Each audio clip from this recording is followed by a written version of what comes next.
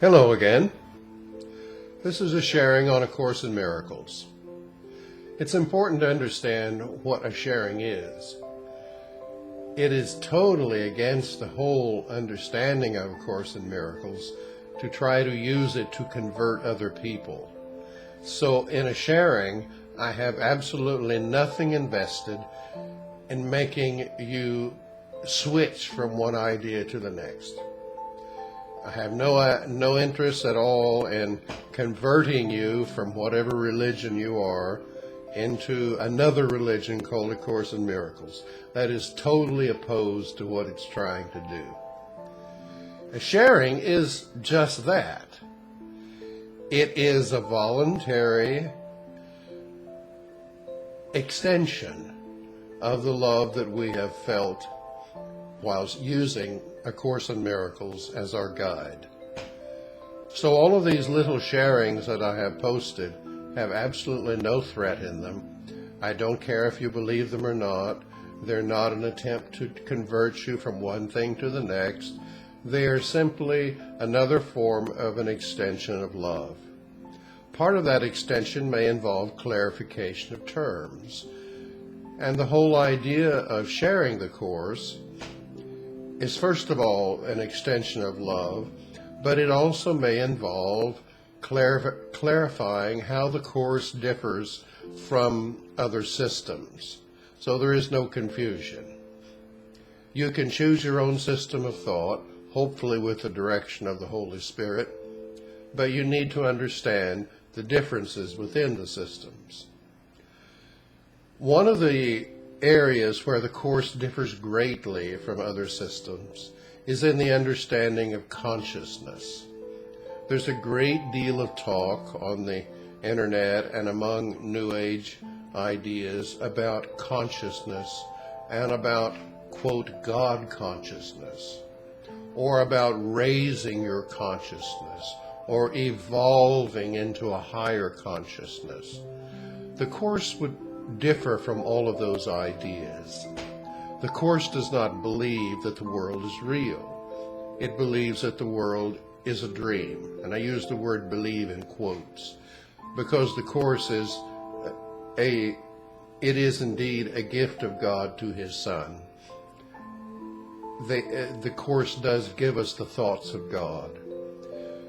And in those thoughts is the clear picture that the world is not real. It is a dream. Dreams do not evolve. Dreams can be evaporated, they can be awakened from, but they cannot evolve. In the Course, the idea of consciousness comes in as the dream. To the Course, in reality, what the Course calls heaven, there is one God who is spirit and who is all-encompassing love. There are no parameters to Him. There are no edges to Him. In reality, there is nothing but God and the extension of Himself, which the Course calls His one Son. And this totally encompasses reality.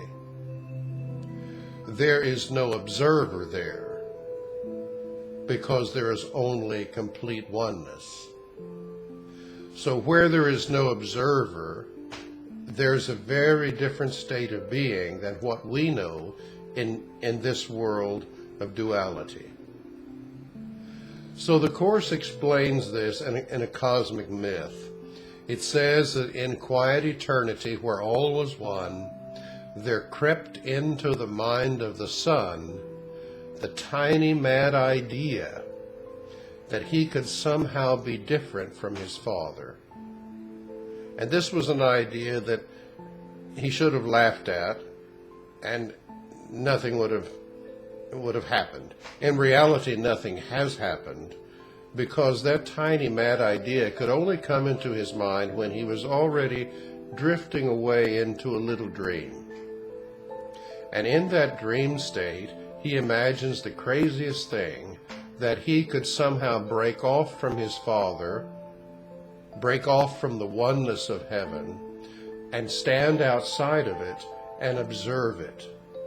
And this action within the dream of observing the whole, something which could never happen in truth, is the birth of consciousness. Consciousness is the observer, or the illusion of the observer, because in truth, no observer can exist. Even if in this world, if you think you are observing something and standing apart from it, you're in illusion, because of what the quantum physicists called interconnectedness. Okay. So, in heaven, in reality, it is certainly impossible for there to be an observer and for there to be consciousness. So consciousness enters in the dream, in the idea that enters into the Son's mind, that he could somehow break off from heaven's oneness and become an individual. This tiny mad idea is filled with guilt because the Son chooses to look at it that way. Two ideas come to him while he's in that dreaming state of consciousness. One idea is the ego, and it says, look what you've done. You've broken from heaven. You have spit in God's face. You have stolen the crown jewels. And do you think God is going to let you get away with this? He is going to hunt you down like the dog that you are and annihilate you. And the other voice is the voice of the Holy Spirit, the active memory in his mind, even though he's dreaming, of who he really is. And the Holy Spirit says, it's just a dream. Nothing has happened. All you have to do is wake up. And for some reason, the dreaming Son chose to accept the viewpoint of the ego and felt himself guilty and afraid. And the ego says to him, you better get out of town in a hurry, because God is going to be hunting you very quickly.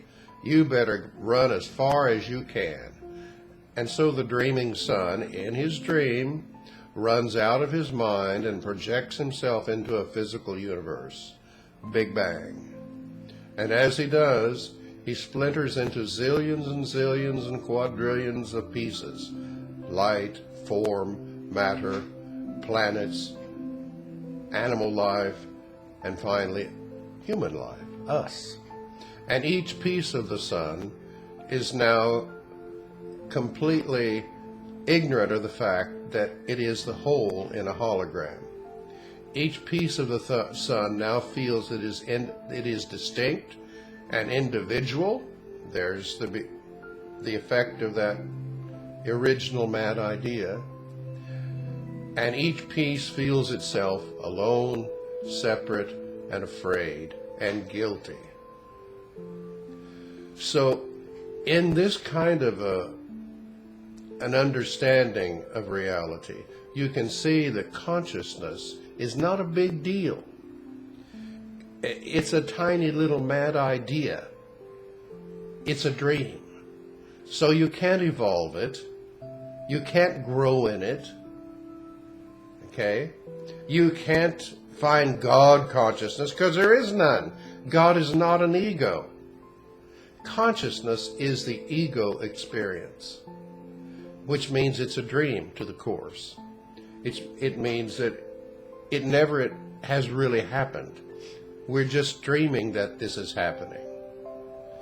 So to the Course, the universe does not evolve. It's a part of the mind of the dreaming Son.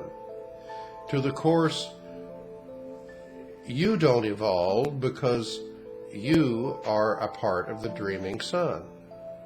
What you can do, though, is to remember yourself. Because like a hologram, the whole is included within you. And what you can do is awaken. Awaken from the dream. This is what Jesus did in completeness. And this is why the atonement has been placed under his charge.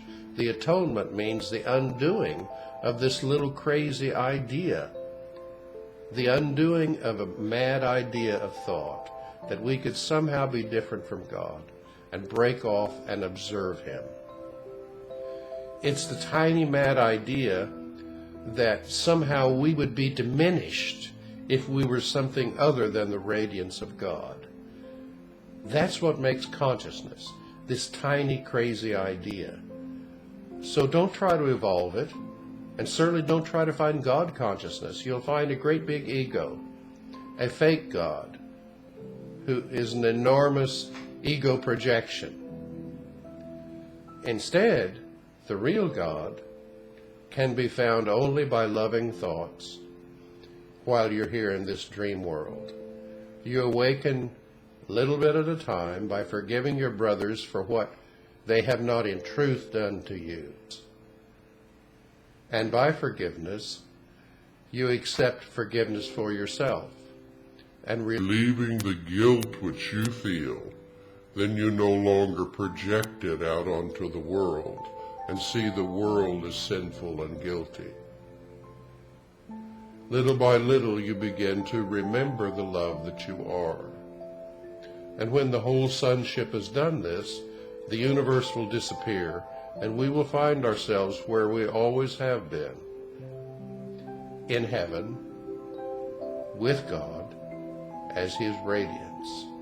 Isn't that better than being a big ego and trying to evolve your consciousness? Peace.